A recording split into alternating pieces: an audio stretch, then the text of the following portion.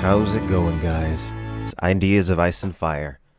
Now, today we're gonna be, really going into depth, discussing one of the best chapters in A Song of Ice and Fire, in my opinion. Now I will have LML on in just a minute, but I am gonna read a very short passage from A Clash of Kings from the House of the Undying. In fact, this is a clip that's already up on my channel, but it's relevant here. 5 minutes long, and then we're gonna get to discussing the nitty-gritty of this chapter. I'm gonna have LML on, and we're gonna talk about all the visions and the prophecies, what happened in the chapter, what we think we were seeing, and what we think it all meant. So, without further ado, this is Daenerys being attacked by the Undying Ones in the House of the Undying. 3 heads has the dragon, the ghost chorus yammered inside her skull, with never a lip moving, never a breath stirring the still blue air. Mother of dragons, child of storm, the whispers became a whirling song. 3 fires must you light, 1 for life, and 1 for death, and 1 to love. Her own heart was beating in unison to the one that floated before her, blue and corrupt. 3 mounts must you ride, 1 to bed, and 1 to dread, and 1 to love. The voices were growing louder, she realized, and it seemed her heart was slowing, and even her breath. 3 treasons will you know, once for blood, and once for gold, and once for love. I don't... Her voice was no more than a whisper, almost as faint as theirs. What was happening to her? I don't understand, she said more loudly. Why was it so hard to talk here? Help me. Show me. Help her, the whispers mocked. Show her. Then phantoms shivered through the murk, images in indigo. Viserys screamed as the molten gold ran down his cheeks and filled his mouth. A tall lord with copper skin and silver gold hair stood beneath a banner of a fiery stallion, a burning city behind him. Rubies flew like drops of blood from the chest of a dying prince, and he sank to his knees in the water, and with his last breath, murmured a woman's name. Mother of dragons, daughter of death. Glowing like sunset, a red sword was raised in the hand of a blue-eyed king who cast no shadow. A cloth dragon swayed on poles amidst a cheering crowd. From a smoking tower, a great stone beast took wing, breathing shadow fire. Mother of dragons, slayer of lies. Her silver was trotting through the grass to a darkling stream beneath the sea of stars. A corpse stood at the prow of a ship, eyes bright in his dead face, gray lips smiling sadly. A blue flower grew from a chink in a wall of ice and filled the air with sweetness. Mother of dragons, bride of fire. Faster and faster the visions came, one after the other, until it seemed as if the very air had come alive. Shadows whirled and danced inside a tent, boneless and terrible. A little girl ran barefoot toward a big house with a red door. Miri Mazdur shrieked in the flames, a dragon bursting from her brow. Behind a silver horse, the bloody corpse of a naked man bounced and dragged. A white lion ran through grass taller than a man. Beneath the mother of mountains, a line of naked crones crept from a great lake and knelt shivering before her, their gray heads bowed. 10,000 slaves lifted blood-stained hands as she raced by on her silver, riding like the wind. Mother, they cried. Mother, mother! They were reaching for her, touching her, tugging at her cloak, the hem of her skirt, her foot, her leg, her breast. They wanted her, they needed her, the fire, the life. Dany gasped and opened her arms to give herself to them. But then black wings buffeted her round the head, and a scream of fury cut the indigo air. And suddenly, the visions were gone, ripped away, and Dany's gasp turned to horror. The Undying were all around her, blue and cold, whispering as they reached for her, pulling, stroking, tugging at her clothes, touching her with their dry, cold hands, twining their fingers through her hair. All the strength had left her limbs. She could not move. Even her heart had ceased to beat. She felt a hand on her bare breast, twisting her nipple. Teeth found the soft skin of her throat. A mouth descended on one eye, licking, sucking, biting. Then indigo turned to orange, and whispers turned to screams. Her heart was pounding, racing. The hands and mouths were gone. Heat washed over her skin, and Danny blinked at a sudden glare. Perched above her, the dragon spread his wings and tore at the terrible dark heart, ripping the rotten flesh to ribbons, and when his head snapped forward, fire flew from his open jaws, bright and hot. She could hear the shrieks of the Undying as they burned, their high, thin, papery voices crying out in tongues long dead. Their flesh was crumbling parchment, their bones dry wood soaked in tallow. They danced as the flames consumed them. They staggered and writhed and spun and raised blazing hands on high, their fingers bright as torches. Danny pushed herself to her feet and bowled through them. They were light as air, no more than husk, and they fell at a touch. The whole room was ablaze by the time she reached the door. "Drogon," she called, and he flew to her through the fire. Something about my voice in that clip makes me cringe a little bit. I don't know what that is. I don't know. I don't like that recording of myself. But anyways, let's see if we can get LML on here.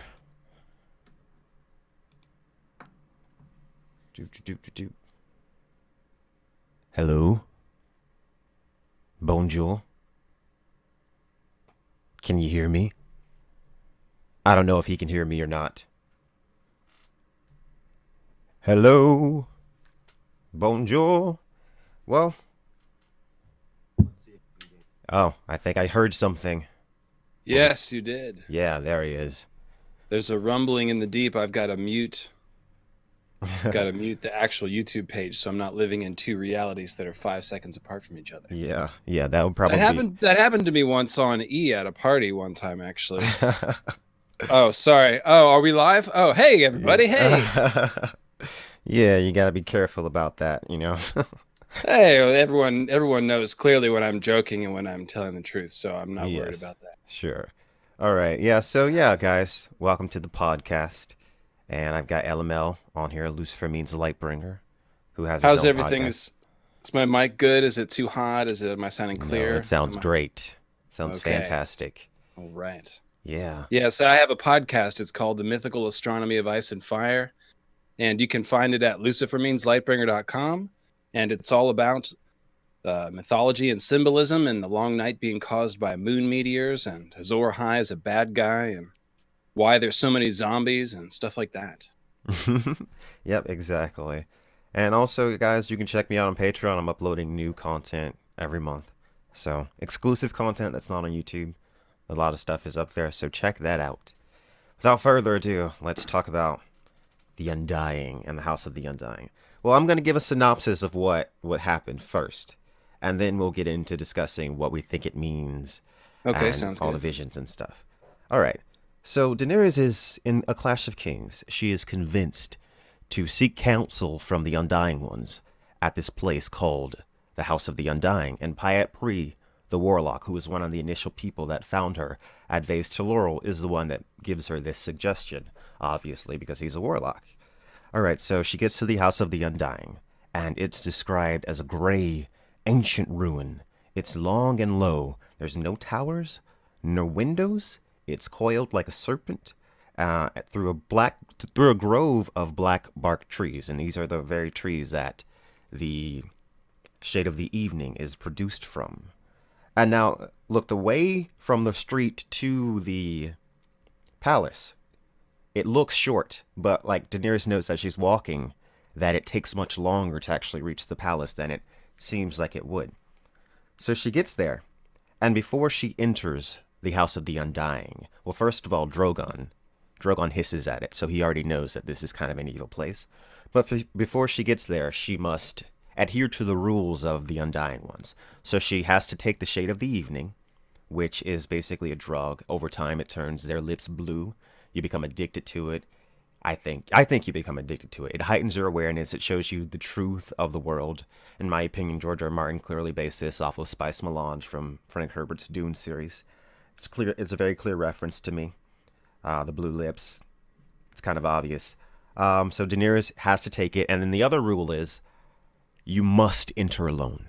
You cannot take another person into the House of the Undying with you. You must enter alone or not at all. All right. So when she enters, she will see 3 doors, right? And you must always take the first door on the right and go up the stairs. Always, never down. Always up, always the first door on the right. Don't enter any of the rooms until you get to the Undying audience chamber. And so Daenerys is going through the house. She sees many tempting things, many different rooms, visions of the past, visions of the future, tons of crazy stuff. They're trying to get her to trap her, trying to get her to stay in certain rooms, but she eventually gets to the room of the house, to the chamber of the Undying. All right? And the chamber is gloomy. There's a long stone table that fills the majority of the room. And there floating is a swollen blue heart full of corruption. And each throb is like a deep rumbling sound. And each throb of it is like blue light comes out of it. So it's like floating and it's got blue indigo light. It's some magic, evil, floating, corrupted heart. Now, the Undying ones start to show Daenerys visions. And eventually she's seeing so much stuff that she's becoming overwhelmed. She starts to notice that she can't move. And then the vision breaks. And she sees that the Undying ones are literally there trying to suck out her life force. And the only thing that saves her is Drogon. Drogon, he breathes fire on the blue corrupted heart. He like tears into it. He sets the room on fire. He sets the Undying on fire. And they escape the House of the Undying. All right. So that is basically a synopsis of what happened in the House of the Undying. LML, you got anything to add or to say to that part? To that, just as a general synopsis? No, there's really not a lot to comment on here. Yes. All right. One thing is I like the the Dothraki description of it. When they're looking at the building, they're trying to tell her, don't go in there. It's a house of dust and shadows. And one of them even remarks, see how it drinks the morning light, or see how it drinks the sunlight. And that drinking the light, of course, is a pretty interesting description that's only applied to a few things, like the stones of Ashai and Ned's sword. When it gets reforged, it drinks the light, drinks the sun from the coloring.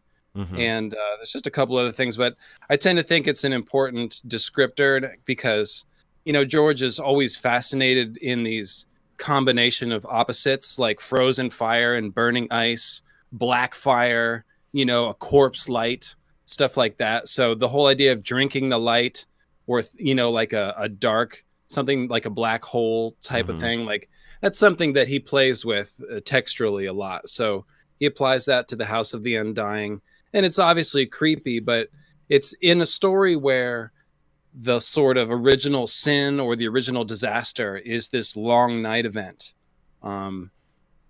The idea of taking the light away is really significant. It's more specific. So this is what I was going to say about the Undying conceptually as a whole is I see A Song of Ice and Fire. A lot of it has to do with cycles. People talk about morality or right and wrong. And really the only wrong or evil in A Song of Ice and Fire is stopping the natural cycles. All right. So the long night disrupts the day-night cycle. It disrupts the cycle of the seasons, and it disrupts the cycle of life and death. And in mythology, all of those 3 cycles often parallel each other. Like, your youth is compared to the spring, and the winter of your years is the end of your life. Okay, and so nighttime and death and winter basically all correlate to each other on this cycle, this sort of wheel of cycles here. And the summer and daytime and life correlate to each other. So with a long night is a violation of all 3 of these cycles. The day-night cycle breaks and we're stuck on nighttime. The cycle of the seasons breaks and we're stuck on winter, where spring never comes. And the death life cycle is broken because all of a sudden there's zombies everywhere. And so the Undying fit into that schema. They are trying to violate the death life cycle by living forever, by not dying. It's the very definition of who they are, the Undying. They're trying to fight against that natural cycle of death. It's like George Martin tells us, death and darkness aren't evil. They're just part of the life cycle. It's just like they're balanced to each other, like yin and yang. Neither one is evil. It's just part of the opposite nature of it. But what is evil is to break that balance and to stop the cycle. So the Undying are inherently evil, just like the others, and that they're trying to live forever. And so that makes sense to see they're building drinking the light sort of goes with that whole theme. Does Yeah, that make sense to you? I think so. And also, I forgot to note that when Daenerys is walking through the black bark tree grove, she says that it's much darker under those trees than it naturally would be. It's like much darker than she expected. So I guess that's another part of Yeah, just with breaking the this, light. keeping with the same theme. Mm-hmm. Yeah, exactly. Yeah. All right. So let's talk about some of the stuff that Daenerys actually sees when she enters the House of the Undying. So the Well, first there are we done talking about the Undying themselves, or you just want to talk no, about the first and then come we'll back to the get back Undying? to the Undying in just a little bit. We're going Okay, to talk about what cool. she We'll talk sees about the beforehand. visions. Yeah. Very good. Okay, so one of the visions that she sees a beautiful naked woman ravished by four little men who resemble the dwarf that she first saw when she was entering the House of the Undying. And I take this prophecy, and I think a lot of people agree with me on this. I think the woman is Westeros, and the dwarves are the kings raping Westeros, essentially. Yeah, Yeah, definitely. I think that one's pretty clear. So the next one that she sees is a feast of slaughtered corpses, holding up cups, spoons, and foods, with a dead man with a wolf's head sitting on a throne, wearing an iron crown, apparently foreshadowing the Red Wedding. So that's obvious. It's the Red Wedding. It's Robb Stark. Everyone pretty much That's got that one. that's just also like one of the cooler visuals that Martin creates. Very You know, it's creepy. what's great about this chapter is that it's one of the most psychedelic and surreal chapters in the books. And what's cool is that Martin tries to write this fantasy novel that feels very realistic and gritty, you know, a low fantasy novel, but he really takes advantage of visions and dreams And to drugs. inject this and drugs, right, to inject that supernatural element. And so like this image of Rob with the wolf head sitting there with like the leg of lamb like a scepter. I mean, it's sad and awesome at the same time. Mm-hmm. So Daenerys also sees the house with the red door, which is her childhood home. She sees a throne room with dragon skulls on the walls. King resembling Ares sits on a barbed throne. Um, yeah, and gives an order to burn King's Landing. It's obviously during the siege of King's Landing when Tywin Lannister was through the gates and about to kill everybody. And she sees her father saying, "Burn them all," essentially. She sees a room where a silver-haired man has a baby named Aegon and says that this is the prince that was promised. Now let's talk about this one for a little bit because in the show recently, it's revealed that Jon Snow, his name is Aegon apparently. All right, but like when we read this chapter in the book, it seems like that this is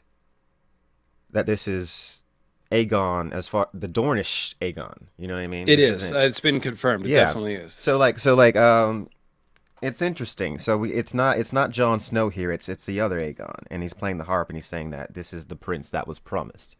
And so I mean, we can talk about Rhaegar's obsession with the prophecy because Rhaegar was known to be obsessed with prophecy. He was interested in magic, and I think that Rhaegar intentionally he was trying to make something happen because he was convinced that he was going to produce the prince that was promised, which I think is interesting. So I Mm. wonder why Daenerys is being shown this in particular. I wonder if also reading this, if the Undying at this point, at this stage in it, are having how much control are they having over what Daenerys is seeing? Like, are they just is she seeing exactly Okay. what they want, or is she All just right.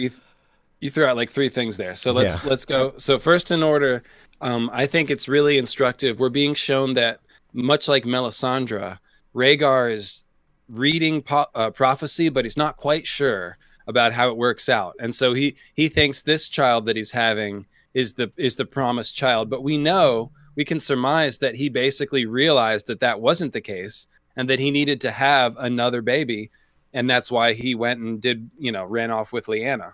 So yes it's we're being shown that Rhaegar is fallible, essentially, like very much like Melisandre or Maester Aemon. They're reading these prophecies and they're just not quite sure what they mean. They know they're important and they believe in them, but they might be wrong. yeah So second comment is you mentioned is Rhaegar trying to make something happen.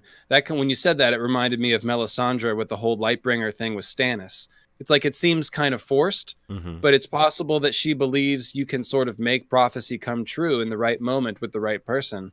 And that's kind of what Rhaegar was doing. So that's a good comparison. I think that Rhaegar initially might have even thought that he was the prince that was promised, but then eventually realized that it would have had Yeah. to have been his children.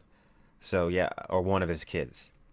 Yeah, because when that quote where it says, "It seems I must become a warrior," like Yeah. at early 20s, he had not really been training too hard, and all of a sudden, like he comes out of his books one day and he's like, "Seems I've got to be a warrior." Strongly indicates he thinks he's the Hmm. chosen one and has to be a good fighter. And then later he realizes, oh, maybe I just got to have the right baby. Hmm. And So another. then, Okay, go go ahead. ahead. I was just gonna get to the next vision. Um. Oh no, well, because you also Oh yeah. commented on why is Daenerys being shown this, Yes. and how much control do the Undying have over these visions? That's probably the better question, because all of these visions are true, essentially. Like there's nothing in here that she's been shown that we have been shown is an obvious deception, with Not the yet. with the possible exception of the very last scene where they show her the arms of the slaves and she gives herself to those hands, and it turns out that's actually the Undying sort of trying to Well, get her. there is So, one more so vision. That. okay, all right, so let's keep going then. We'll So get to it. okay. So she sees, remember, the splendor of wizards who tell her that they are the Undying, and they're like, "Stay with us, and we'll teach you the speech of dragons." But then she realizes that this is just a deception, that they're trying to get her to stay there. So that was like, I take that to be like a false vision. This is trickery. And then it's like right after that she enters the real chamber of the Undying, and she sits with the real Undying. So it was, I think, I think they definitely they set that up to happen. Like they wanted her to just kind of like chill and stay there. Maybe that would have been easier than showing them their true forms, which, the decrepit, monsters that they really are. So you recall that vision, right? The one where they appear as like gloriously Yeah. armored, and Yeah. yeah. So what I think about this is the key of what they're trying to show Dany there they say, we've been waiting for you. We sent the comet to show you the way. Shall we teach you the speech of dragonkind? Hmm. So what they're creating is this idea that these are Dany's ancestors. These are magical people who know something about the dragons and the comet. Like if they can teach her the speech of dragonkind, they're basically advertising themselves as dragon lords, right? Hmm. And so to me, this is the Undying's memory of the great empire of the Dawn, or the ancient Ashai people, who are Dany's and the Valerian's ancestors. It's like their best approximation of what they think they look like, so that when Dany sees them, she'll think of them as her ancestors that know something about dragons. Hmm. So because in Karth is not far. Like they're on the Jade Sea. They're not far from the great empire of the Dawn. And Karth claims to be one of the oldest cities on Earth. So if you were going to find a remnant of Great Empire of the Dawn / pre-Long Night Ashai lore in a place besides Ashai, Karth is one of those places. Hmm. And my crackpot is that the Tourmaline Brotherhood is like a splinter. Is like they're a group of philosophers that basically worships they follow the wisdom of the Tourmaline Emperor of the Great Empire of the Dawn. Hmm. That's where they're from. So the Undying basically say to Daenerys, "We live, and because she sees them, she says they're dead, and they say, no, we're not dead. We live, and we know." So basically, they're saying here that they've got, and they're actually patronizing and condescending to Daenerys a little bit, because it's like they know, like she's asking questions and they're laughing at her. They're just like, ha ha ha, we know the future and you don't. And it's almost like she says, show me, help me. And then they do. But it was kind of like they do it because like they know she's not going to understand it. They were like, we'll show you, but it doesn't matter because we know you're not going to really get it or understand because you're not capable of understanding, basically. Yeah, I think that's right. Jonathan Kind says they were drawing her into the slaughter room. They were desperate to get her through that last doorway. Mm-hmm. Danny could smell the bullshit. So Mm-hmm. essentially, they were using true statements or true visions that will tantalize her because they are real. And I think that Shade of the Evening does, on its own, it gives you the ability to see, visions and things like like the spice or something. There's a lot of versions of this kind of thing in a fantasy story. So it's like they're giving her a substance that does allow her to see true visions, but they're manipulating them towards the end, and they're using those visions basically as a lure, just to lure her deeper into their trap, essentially. So even if they're true, like you said, it's okay because they don't plan on her ever escaping or being able to figure them out. So once she's actually in the chamber of the Undying, she gets more visions. They eventually start to show her more. They show her visions of the past and the future. She sees Viserys dying. She sees Rhaegar dying. She sees a blue-eyed king who casts no shadow. A lot of people have a few ideas about who that might be. That's Stannis. I'm in the Stannis camp. Yeah, I was gonna say. She sees a cloth dragon sways on a pole amidst a cheering crowd. I take this to be Fagon, and she's saying that the people of Westeros will cheer for him. They will say that this is our king, but in the end, he's fake. The reason why we know that's Fagon is not only because Fagon's fake, is because he's the Mummers dragon, and Illyrio and Varys are Mummers. Yes. And he's their dragon. So. Yes, absolutely. This one's interesting. A great stone beast takes wing from a smoking tower, breathing shadow fire. Now, a lot of people have a lot of different interpretations. Some people say ice dragon. Some people say dragon from Winterfell. This is the hardest one. Yeah, this is a difficult one for me too. I have to think about two other things. Obviously, the Winterfell dragon, and then also Melisandre's vision of the great winged beast, or whatever. So yeah, I don't know what this is. I don't know. So, the question I think comes down to, is this talking about some sort of dragon, or is this entirely metaphorical? Jon Snow. As in the cloth dragon is Fagon and the stone beast, right, is Jon Snow or something like that. Yeah. Yeah. So I mean, this for me, it is the most difficult one. It's so up in the air for interpretation. It could go a lot of different ways, and I feel like all of those ideas have merit, and it's hard to say which one is true and which one isn't. The classic interpretation is that the shadow fire is another way of saying black fire. Yeah. And the tower refers to Rook's Rest. And so essentially this is John Connington is the stone beast because he has grayscale and he's turning into stone. So basically he's breathing shadow fire in the sense that he's using Fagon to breathe fire on invade Westeros. So that's a stone beast breathing shadow fire or black fire. However, I tend to obviously always look at the deeper symbolic layer. And to me, a stone beast and shadow fire, this is talking about the meteors that brought the long night, that brought the darkness. Because this is tied to all that oily black stone that drinks the light.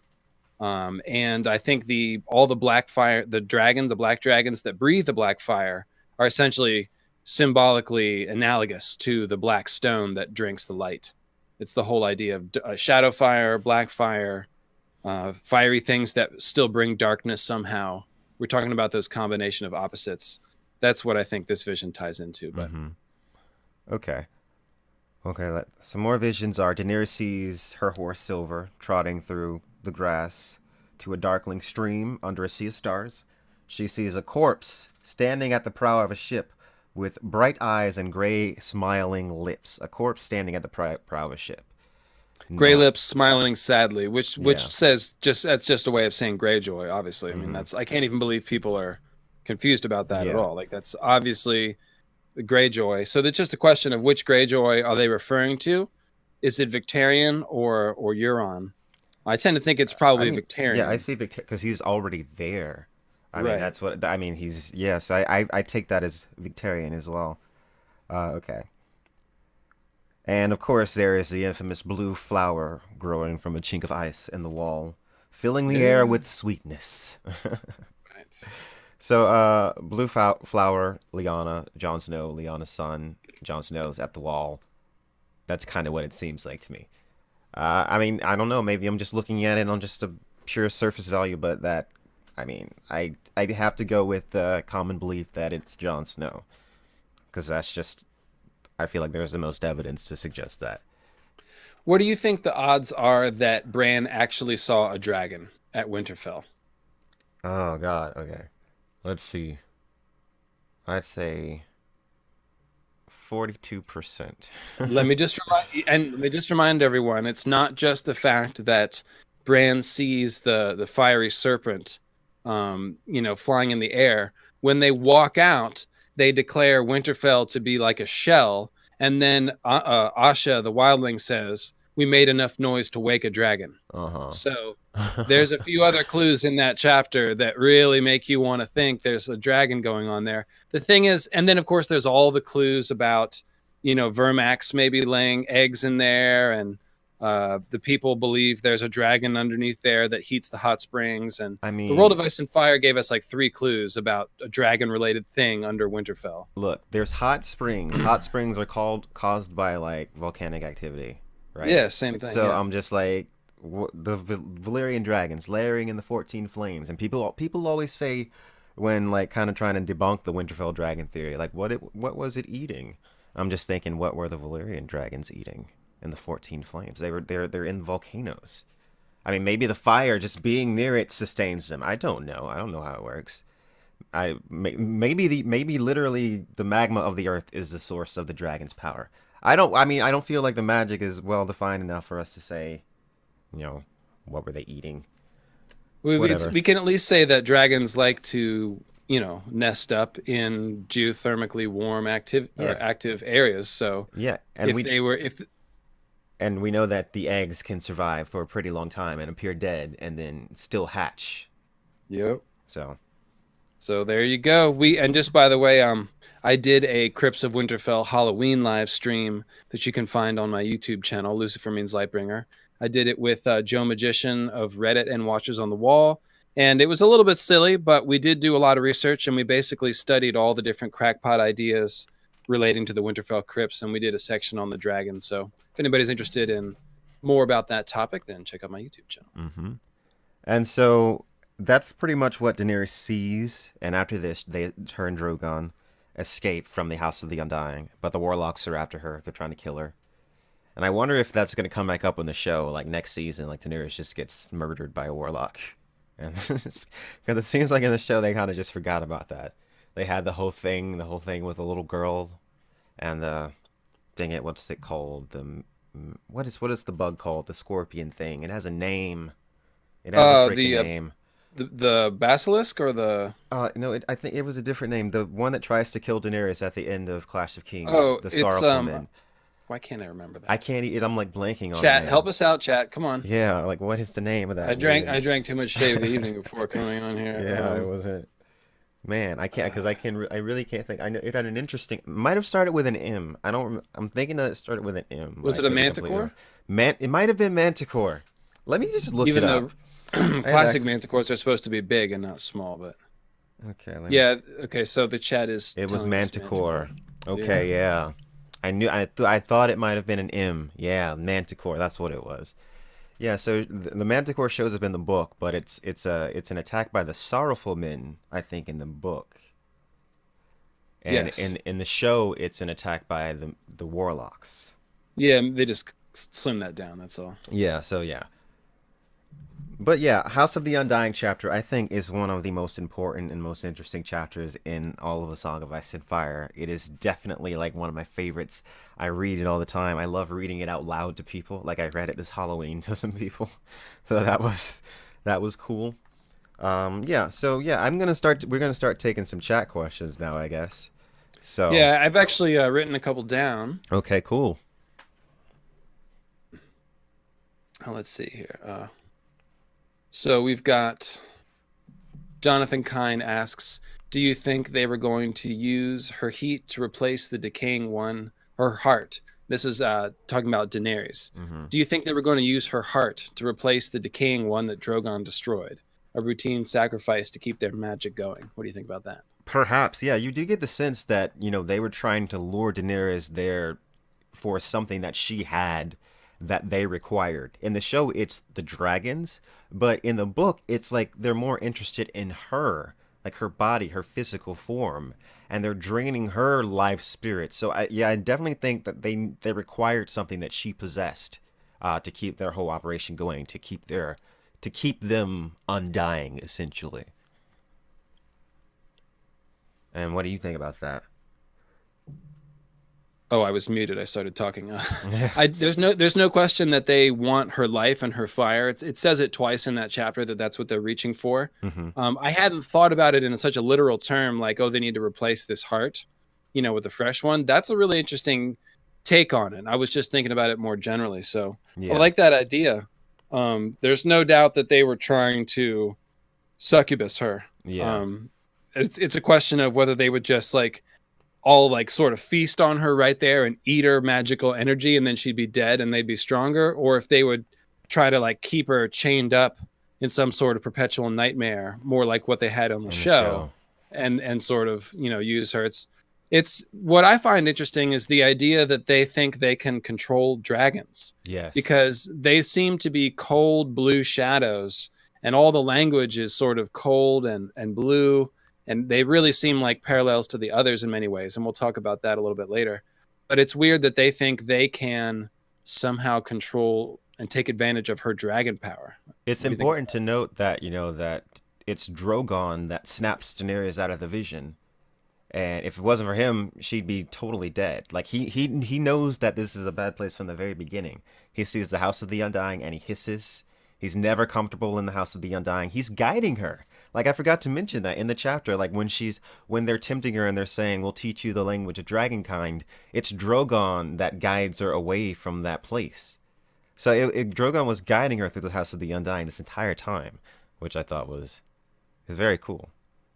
Very, very cool. Yeah, Drogon was so if you look at like I said, it's easy to see the parallels to the others simply because they're cold blue shadows. And this has got a blue shadow heart, which to me sort of serves as an analog to the heart of winter. And so when Drogon roasts them all, it's almost like a training for what Drogon's eventually going to have to do is fighting the others. So it's like, oh, his instincts are good. He sees a cold blue shadow and he opens fire. Like, that's good job, Drogon. Good job. I definitely think good job, Drogon. I mean, I don't want to bitch too much, but I just want to bitch a little bit. I really wish it could have been more like this in the show. Like, I was very disappointed. Just saying. Okay, moving on. I was very, very constrained of you. Yes. So then Joe Jessup remarks that it's a spiral-shaped building. Yes. The House of the Undying. So there's this idea that she's being drawn in, like a black hole or a whirlpool or something. So that's really cool because she turns right and right and right and right. So that kind of makes it a spiral. The other thing is that there's a shadow tower motif going on because the building looks low and flat from the outside, but her instructions are to never go down. Yeah. And in fact, she ends up climbing a very long stairwell. So she's in a tower that doesn't exist, and it's in a house of shadow. So to me, that's like a shadow tower. And of course, there is a shadow tower on the wall. So it's in Westeros. So it's not that there's a connection. I just think it's a motif that he's sort of using. Mm-hmm. Yeah, it's very interesting. Pretty cool. Q&A. Why do the Undying seem to be more powerful around the dragons and Melisandre more powerful around the wall? I don't know if the Undying are actually more powerful around the dragons or not. That seems to be more true in the show. Like, they definitely say we want the dragons, but in the book, like I said before, it seems like they're more after Daenerys' life force and her energy than Drogon. Like, they're kind of disregarding Drogon. Although in the book, yeah, they totally disregard Drogon, by the way. They get an F on that one. Like, we won't pay any attention to the dragon. Mm-hmm. It's like, yeah, guys, you might have figured that one into the plans. Yeah, exactly. It's a fucking dragon. Like, did they suspect that a dragon could kill them? Or were they just thinking that a dragon would do nothing? I don't know. Well, he'll probably just chill there and not do anything at all. And anyways, but to Brand the Builder's question, in the books, we're given the idea that magic is stronger since the dragons were born in the world, but we're not really given a specific clue that there's a proximity thing where, like, if you're closer to the dragon, the magic is stronger. It's reasonable to infer that that might be the case because the Undying seem to want to lock up Dany and presumably her dragon. But like you said, the emphasis really is on taking Dany's life fire as opposed to the dragon. In the show, it's much more about the dragon. Mm-hmm. Yeah, and I can't trust whether the show's interpretation is right because they changed everything about the House of the Undying. Like the entire concept is completely different. So, yeah, whatever. So then Sarah Sanamo asks, maybe some Targaryens in history used Shade of the Evening too in order to foresee the future or to be able to interpret prophecies. So I hadn't considered that idea. Up to now, we've only seen Shade of the Evening in the hands of the warlocks. Euron gets it because he kills some warlocks and takes their Shade of the Evening. Yeah. So the question is, would Valeria have had any contact with Karth? Definitely, it's definitely possible.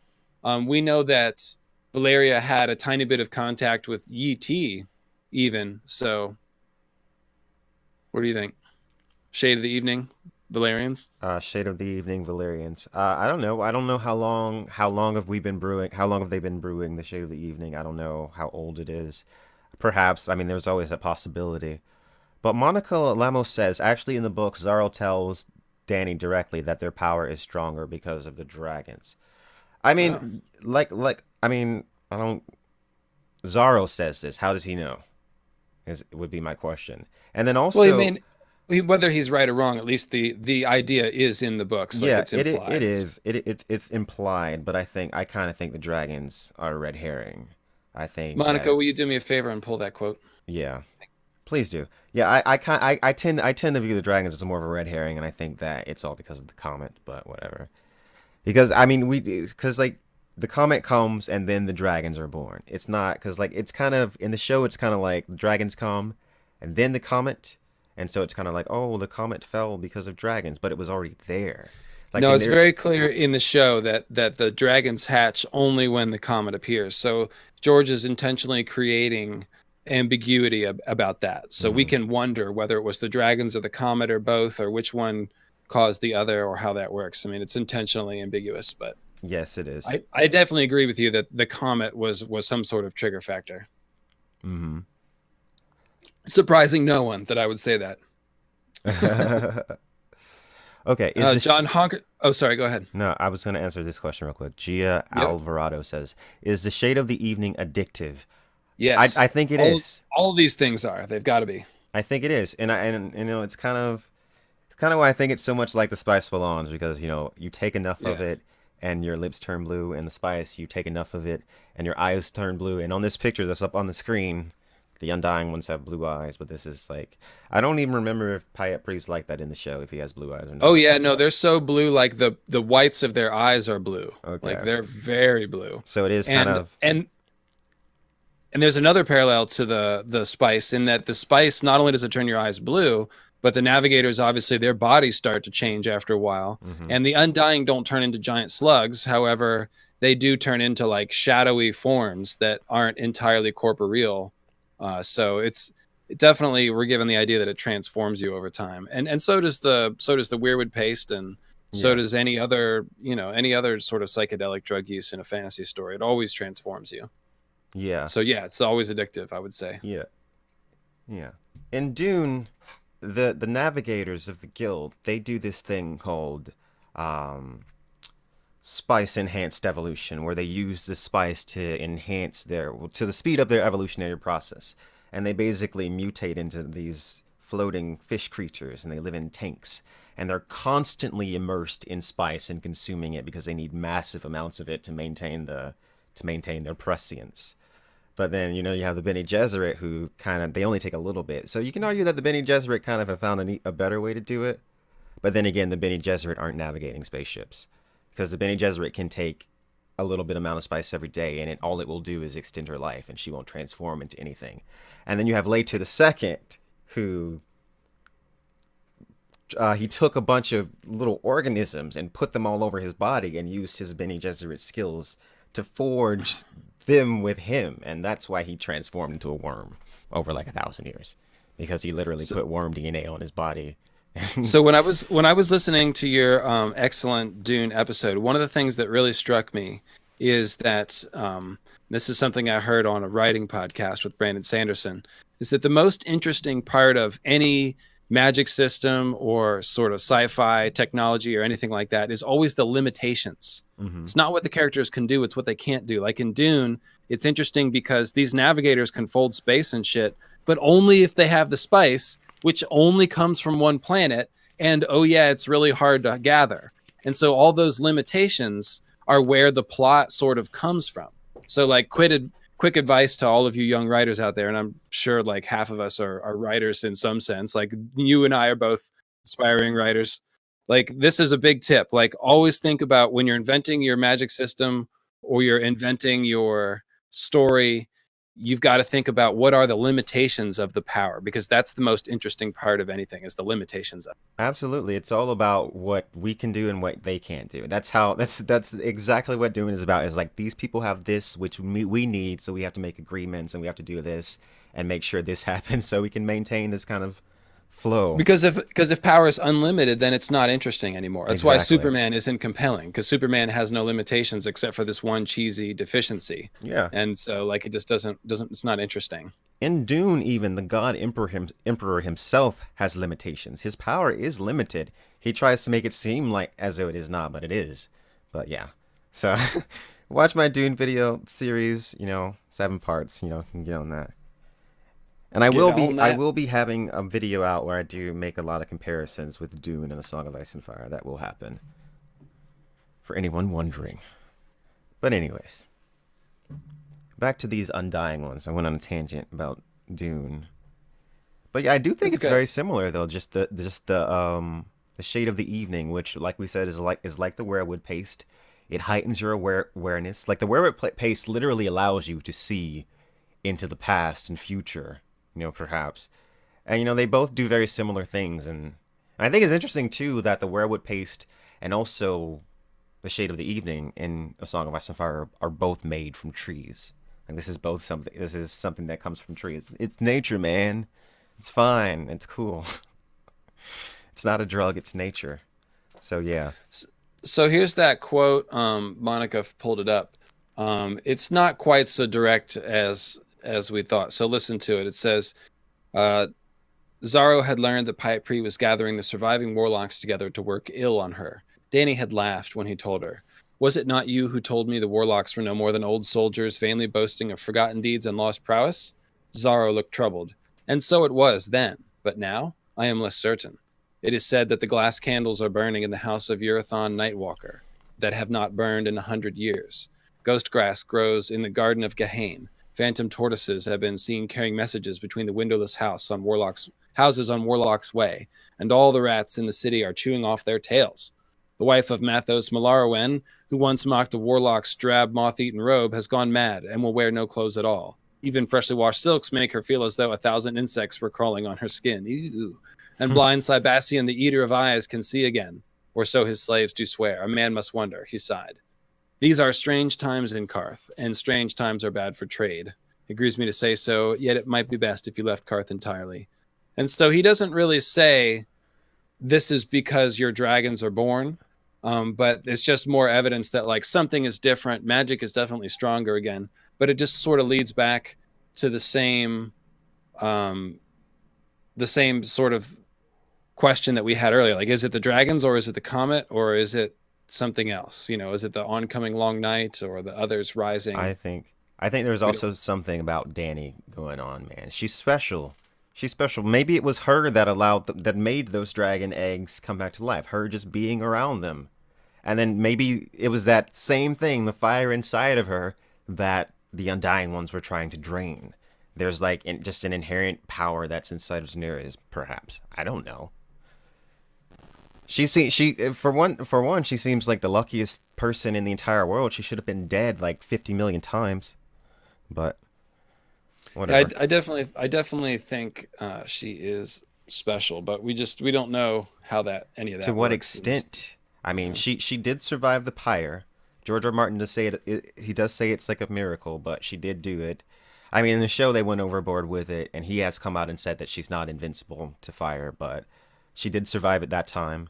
Which, I think that potentially has more to do with Mir Mazdur's spell that she was casting at the time, but I don't know.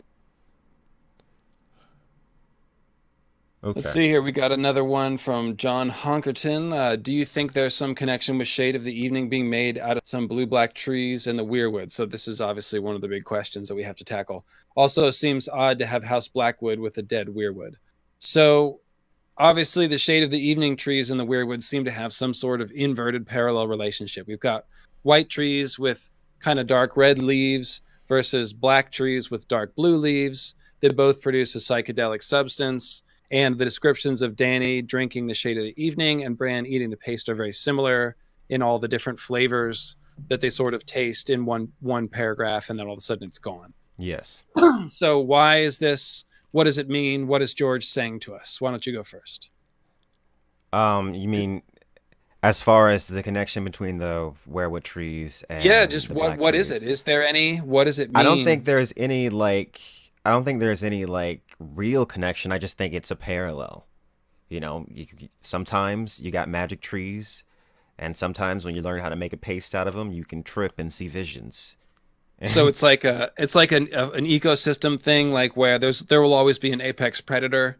Like in New Zealand, there was no large mammals, so the moa birds Yeah. became apex predators, and the Hmm. eagles, for example, they filled that evolutionary niche in the food chain. So it could be Exactly. that, like they just didn't have weirwoods in Essos, but they have Shade of the Evening trees, and George just decided to make them opposite colors because what? It's fun. Yeah, look.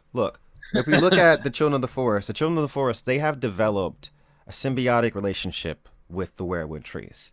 They are just a species of whatever creature that came into contact with the werewood trees however many years ago, and over time developed a symbiotic relationship.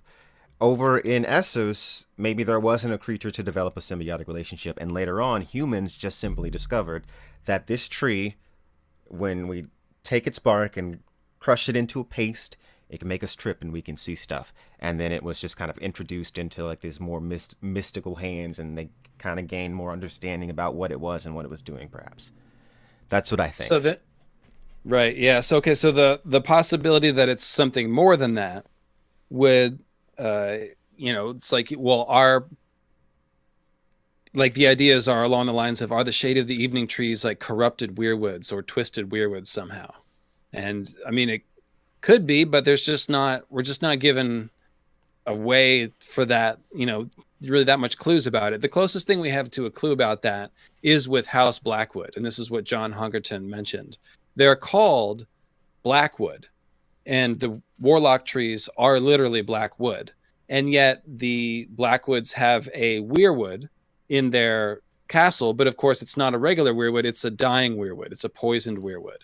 So that could be a clue that the black trees, the black woods, come from twisted or poisoned or corrupted weirwoods somehow. Like obviously the blackwoods tree isn't going to turn into a Shade of the Evening tree. I'm not saying that. We are told that it's going to petrify and turn into stone. But think about it on a more symbolic idea. Like House Blackwood has a poisoned and dying weirwood. So maybe those black Shade of the Evening trees symbolize poisoned weirwood somehow. I What do you think a think about that? question, I think another question would be like, why is House Blackwood's tree dying in the first place?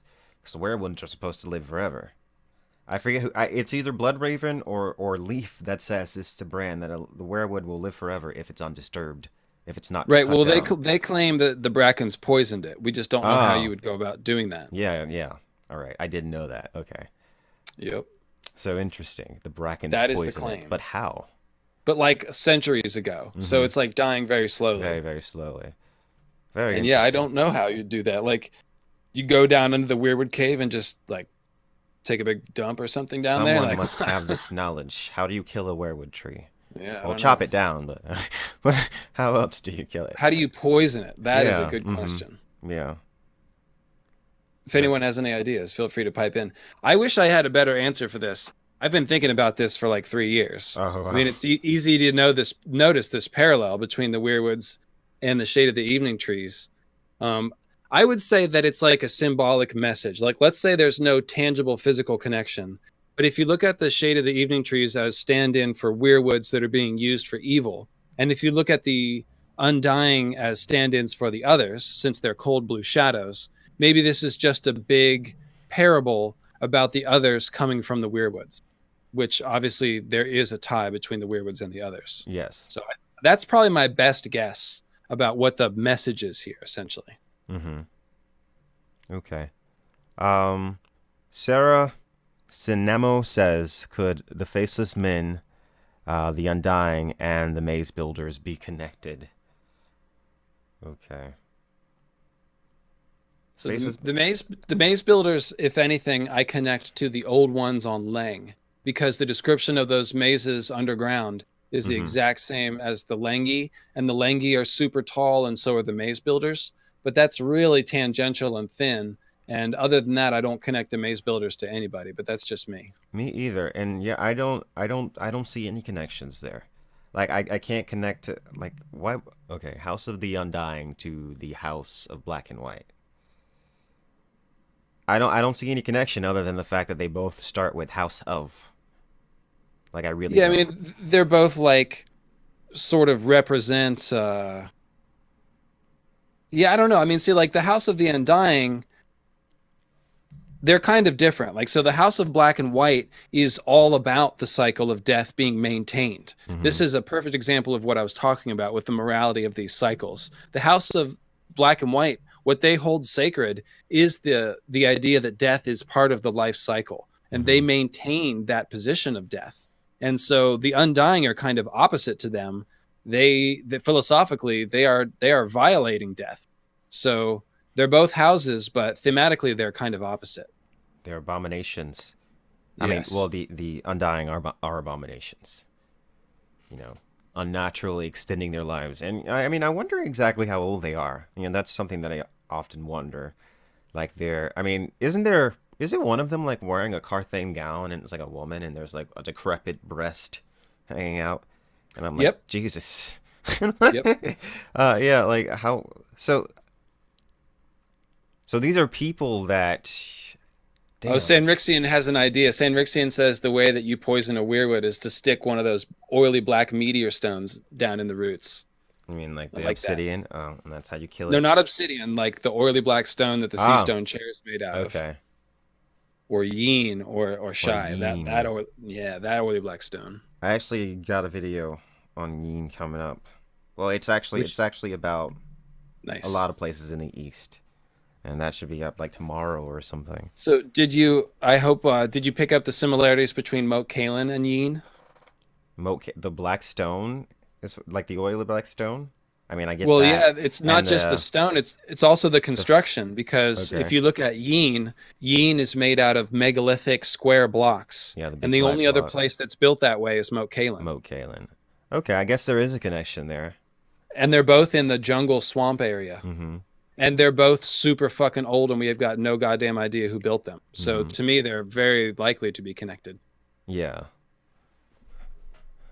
Okay. If there are squisher masons, then they built yin and Moat Kalen. That's kind of Squisher what I'm saying. Masons. It was the Yeah. freaking Squishers, dude.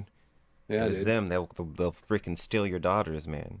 Speaking of that, I just listened to the Wyman Manderley chapter where the feast at Winterfell, where they eat the Frey pies. Yes. And dude, that is a disgustingly barbaric chapter. The Mm-hmm. description of Wyman eating, like he's like slapping his belly and half of his shirt is covered in brown and he has two helpings out of every pie. It's like, because I believe that squishers and aquatic humans are a thing, and that the people on the three sister isles have a little bit of it. The Iron Islands have a little bit of it, and I think the Manderleys do too. Like all that mermaid court stuff. Like they do have a hidden descent from the squishers. So, If and the squishers are known for eating people. So that whole scene where Manderley's eating the Frey pies is meant as like a call out to that idea of like squishers eating babies and shit. It's really dark. That's creepy. If they have a hint of it, then I mean, the people of Toad Isle must have a lot of it. Oh yeah, exactly, Because exactly. Or they're, Thousand Islands. yeah, they're like recent. You know, they've been recently interbred with with I was gonna say children of the forest with the Squishers. Yeah. So here's another idea about how to poison a weirwood. Jason Sizzler says you just pour some shade of the evening down that Ah, weirwood gullet, and it just and right down the throat. it turns into a black bark tree. It turns into one of those trees. You know, cool. So Let's maybe it see will. here. Maybe it'll just be one of those trees by the end. It'll be winter, and then we'll Glug see glug glug that, glug. and we'll be like, That'll "Oh be my funny. God, shade of the evening!" And then the Euron's Night gonna King go comes up around and all drinks some the of it. Euron's gonna go around all the gods' woods, like pouring shade of the evening down all the weirwood mouths. But it would take, I don't know. It would take a long time. It would take hundreds of years. This one still hasn't died yet. Still hasn't completed the transformation. So, whatever. I wonder if that tree, if Bran went up to that tree and touched it, would he still be able to connect it to the werewood net? Maybe that's why it can't grow. Maybe it's lost its connection to the werewood net. I mean, I presume that's why, a tree can't grow on the Eyrie, because the roots can't connect to the rest of the trees, perhaps. I don't know. I like that idea, although I will point out that the stumps of the High Heart are still connected. Mm-hmm. So it's really more about the roots, I think. Yeah, the roots. It's all The about the roots. roots. Let's see. There is another question. Oh, you just answered that one. That was the yeah. Okay, so let's see what else do we got. John Hunkerton says Essos does have werewood, at least in the form of furniture in the House of in the House of Black and White they have like a werewood face because they have like a bunch of gods there. So, but there is the Ifakevron forest north of the Dothraki Sea, and the description of the Ifakevron seems deliberately, given to us to exactly match the children of the forest. And the person who went into that forest talked about sacred grottos and stuff like that. I should really go ahead and just pull that quote real quick. But if the question is, if there are children of the forest there, are they doing something similar with a different kind of tree, or could there be weirwoods there? Right? Maybe You know what I'm talking about? yeah. Maybe it is. I don't know if it's exactly werewoods because I mean, I just have to. I mean, genetic isolation. Like it's got to be a different kind of tree. Every like trees in every part of the world are different. So I don't know if it's the same werewood. It could be just a similar tree, maybe like a genetic offshoot or something like that. So here's one of the quotes. The god kings of Ib before their fall did succeed in conquering and colonizing a huge swath of northern Essos immediately south of Ib itself, a densely wooded region that had formerly been the home of a small, shy forest folk. Some say the Ibbenese extinguished this gentle race, whilst others believe they went into hiding in the deeper woods or fled to other lands. The Dothraki still call the great forest along the northern coast the kingdom of the Ifakevron, the name by which they knew the vanished forest dwellers. But there's a better quote. Let's see.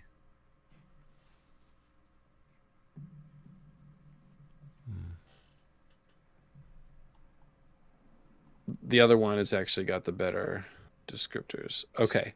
The fabled sea snake Corlys Valerion, Lord of the Tides, was the first Westerosi to ever visit these woods.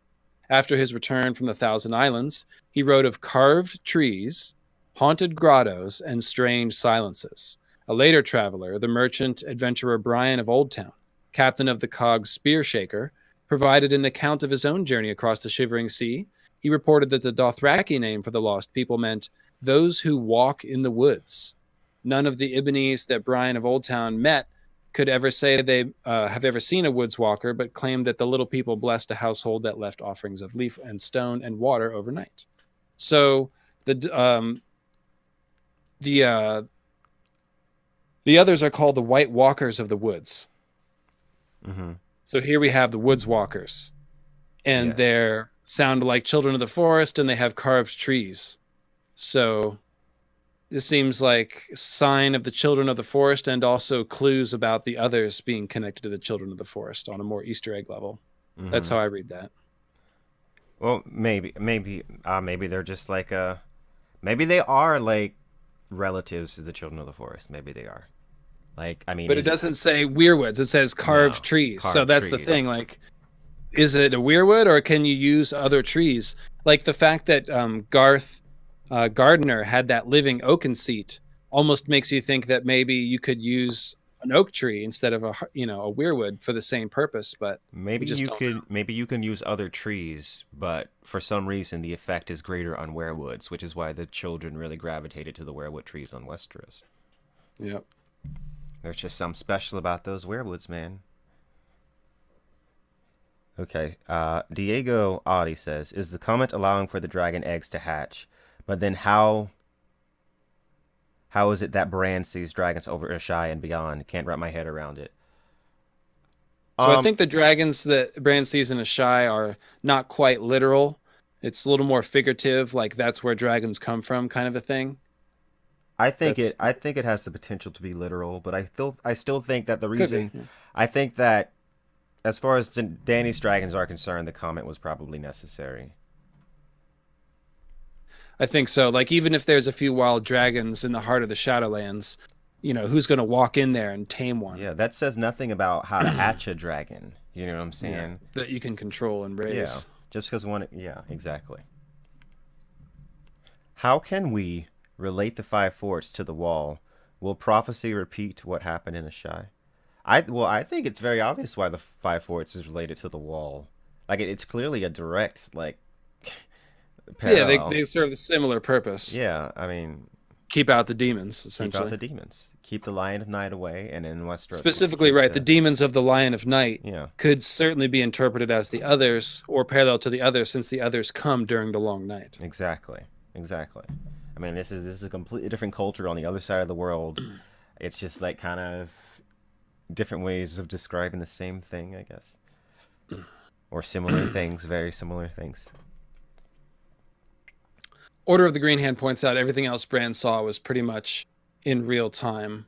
That's Yes, mostly true. It's only thing is that the Heart of Winter is kind of like it's not like he was looking at the Heart of Winter that specific second. Like the Heart of Winter is just a thing that he looked at and it terrified him. So that's a little less literal. But all the other stuff he saw, like Catelyn on the ship and, Sansa and Arya holding her secrets in her heart, but then John growing cold at the wall, that's again more figurative, where that's like symbolic of John sort of, just being stuck on the wall, or also a foreshadowing of his death, where his body will actually become a cold corpse. So that's a little bit less literal. But in any case, like I said, if there is dragons hanging out in a shy in the shadow, that's one thing. Who's going to walk in there and tame one, right? yeah, exactly. And I tend to think that if there are dragons that are hanging out in the shadow, that these dragons are probably freaking huge, because these are dragons that have just been out here for God knows how long, that have just been able to grow to like with unrestrained. Those dragons are probably like huge and mean. I mean, they just want to fucking kill everything, and And that's they've never read it, never been tamed or never been ridden or tamed. vomited. And these Yeah. are the mountains of the Morn. Like this is a volcanic mountain too. So I'm just saying, dragons come from volcanoes and whatever. Yeah. So what's up with all the dwarves at the House of the Undying? Is that just yet another parallel to the Weirwoods, whereas instead of Children of the Forest, they have little dwarves? Man, I don't even know. Like the dwarf thing is like it's like I don't know why George R. R. Martin likes dwarves so much. We do see when uh Aaron also drinks the shade of the evening, he sees dwarves like dancing in front of Euron and a white pale woman, you know. So that's interesting. I don't know. Dwarves are all over the place in this novel. George R. R. Martin kind of has a weird obsession, to be honest. It's a little weird, man. It's a little weird. No, I'm kidding. Yeah, yeah, he's totally yeah. I don't know. I really don't know. It's a good question though. Ask George. If I ever meet George R. R. Martin, I'm gonna ask him like, why are there so many dwarves? But Tolkien had dwarves. Maybe he just liked Tolkien's dwarves, but he just wanted real world dwarves in his series. Because in Tolkien's universe, like dwarves, like married dwarves, they weren't like humans. Like dwarves had their own cities, Right, right. They were and like so like elves. They were a yeah, different race, right? yeah. Yeah. So It's unclear what these people are, but yeah, they're just people that are dwarves. I they don't even know. gave them funny little hats too. It's just Yeah. like so weird. Mm-hmm. So, do you think? Let me ask you this. So, besides the shade of the evening trees, we've got two other kinds of sort of significant trees with black wood. We've got the ebony trees, which are just a real tree, obviously, but the ebony is combined with weirwood on the House of the Undying doors and in a couple other places. And then there's also the ironwoods, which are more interesting because ironwoods are all over the north and they're all over some pretty important scenes. And apparently, in real life, ironwood burns blue. Is that true? Like, it's not in the books, but I don't know. people always talk about that, how it has a blue flame if you burn it. Um, so maybe somebody can clarify what the deal is with that. But do you think that the question is, do you think the ironwood and ebony trees are meant to be, are those shade of the evening trees by a different name, or is that no connection? I don't think there is a connection. I don't think so either, but some people like to suggest that there is. Now, I don't know if George R. R. Martin would go out of his way to give the same thing so many different names. I mean, at least as far as these trees are concerned, especially when they're actual real trees in the real world. I don't know. I just don't think so. I don't see it, but I don't know. I could be wrong. Another thing is that it seems like we're given a pretty strong clues that in the Old Town section by Battle Isle, that the ancient dragon lords came to Old Town to learn the magic of the children of the forest. Why would they need to do that if they could go to Karth Mm-hmm. and, get the same stuff? But so I don't know if those shade of the evening trees are related or the same thing necessarily. Mm-hmm. But so it's in the Telltale game that ironwood burns blue. Ah. So it's hard to know how much importance to put to that. But Have you ever did you ever think that Daenerys and the Undying are a metaphor for youth and old age? I mean, they kind of are. I mean, Daenerys is kind of blossoming in the prime of her youth, and these things are just ancient and should have died a long time ago. So I guess it's kind of, I could see it like that, maybe a little. Well, yeah, Sarah's yeah. also pointing out that Dany has magic power but no knowledge. Mm-hmm. Well, the Undying have knowledge but waning powers. Oh, that's very true. Yeah, I totally see that. Kane asks, how trippy would shit get if you mix Shade of the Evening with Weirwood Paste? I think you would die. Yeah, I was gonna say the same thing. It'd be too much, man. You don't mix those drugs. You can't mix those two. And You see people some are fucked people up are shit before you die too. But people are piping in to say that different wood does burn with different colors. So the idea of ironwood burning blue is very potentially not just bullshit. Melisandre probably knows which woods burn which colors. She has all those powders that can change fire, all these different So, colors for and example, shit. John Hongerton is pointing out that Arya is the one who looks at the ebony at the House of the Undying and calls it ebony. Mm-hmm. But that's only her assumption. No one tells her it's ebony. Yeah. So what if that's Shade of the Evening wood? She would look at it and go, "Oh, it's black wood. Mm-hmm. It's ebony." So that's kind of what I'm saying is like that stuff that looks like ebony potentially could be Shade of the Evening wood, and that would make more sense. Like the House of the Undying, if they matched Weirwood with Shade Tree wood, like that would be a more equal match, right? Yeah. I think so. Lady That's Shar what I mean by the. says, Go ahead. "Youth is wasted on the young." Wow. I don't know how I feel about that. So Joe Magician, who came to the chat late, because he's at work and slacking off and had to wait for all his other employees to go home, Mm-hmm. says, "What do you think the Undying are, or how they keep themselves alive?" So Joe, you missed it earlier. Somebody suggested that perhaps they actually need to replace that blue heart that's like wearing out, and they're going to use Daenerys' life fire to, reinvigorate the heart, or like take Dany's heart, like straight up. So I think it's something like that. They need a sacrifice to maintain the spell, so to speak, that extends their lives. let's see. Only death can pay for life.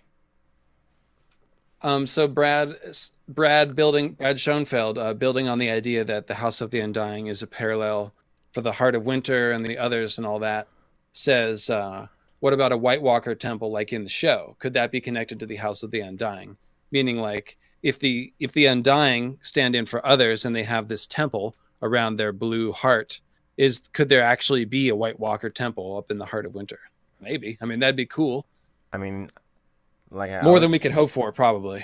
Man, George R. Martin did say more about the nature of the others would be revealed, and I just have to trust that, and I have to just trust that they aren't just like random like killing machines. Maybe they Come do on, have a culture. Otheropolis. Yeah, I Yeah, wanna show me see it. the topless towers of the Heart of Winter. I think if anybody can write that and make it cool, it would be George R. R. Martin. But I don't know how he's going to Totally. do it, so we will see. We will see. I hope so. I would like that. We did see in Bran's dream he's falling towards ice spires. So maybe Yeah. that's just like the very top of their other castle, and all they can see is the spires. And then he falls, and it's like, we've been living here for thousands of years in peace and happiness, but then we were Welcome. attacked by humans. Welcome to Otheropolis. No, no, no. Everything was in peace, and then the Fire Nation attacked. Yeah. Yeah, that's what happened. The Fire Nation attacked the others, and then, it was really just retaliation, dudes. They're good guys. No, I don't know. I mean, I feel like now the show is so big that, the popular idea of what the others look like and the way they behave is based on the show. But then reading the books, they're totally different than what the show, how it's portraying them. They're elegant, they're beautiful, they're non-human. They don't just look like people in makeup. They look like something other than human. They're almost like non corporeal. Like their armor's like shifting and moving. You see them and you think, oh, this is something crazy, mystical, and gorgeous and elegant, but still deadly and dangerous. Which I don't feel like was captured in the show. But that's just me being a cunt. And So, shitting on something everyone likes. And it wouldn't be an Ideas of Ice and Fire live stream if we didn't have a little bit of Fuck the show, yeah. God damn it. So Sarah Sonamo asks, since you are an expert, and this is directed at you, since you are an expert of fantasy and sci-fi in general, I want to expand a little from the Undying trope. Do you think they're sort of like a lich? Like a Lich King? Like like something that brings the dead back to life? Is that what you mean? So a lich isn't that kind of like a golem? Like a certain kind of zombie? I've never heard that term used to I don't know describe it that. that way. Yeah. Although I will say my friend Blue Tiger, who's way into Lord of the Rings comparisons to Song of Ice and Fire, sent me a couple quotes about the ring wraiths. And it's pretty clear. It seems like George is drawing from the ring wraith descriptions to make the others and the shadow babies and quite possibly the Undying as well. They all have sort of some commonalities there. I think George R. R. Martin takes more from Tolkien than people realize. I remember I was reading about the Shivering Sea, and he says there are corpses in the water, according to some stories. And I immediately thought about the dead marshes from The Lord of the Rings. And then I thought about Jon Snow's letter from Hardhome, the dead things in the water, and I was just like, holy shit. Kind of reminds me of the dead marshes. But whatever. But yeah, George R. R. Martin, he's definitely got a lot of Tolkien stuff going on. I'm not sure about the Lich, though. I'm not sure what you actually mean by Lich. Have to look it Yeah, up. John Hogerton tried to clear that up by using a word I can't even pronounce, let alone understand what it means. Maybe he can translate a little bit. So he's saying something about a lich survives eternally by storing their soul in some sort of soul vessel or soul receptacle. And like the ring wraiths are liches, they're tied to the ring. Yes, yes.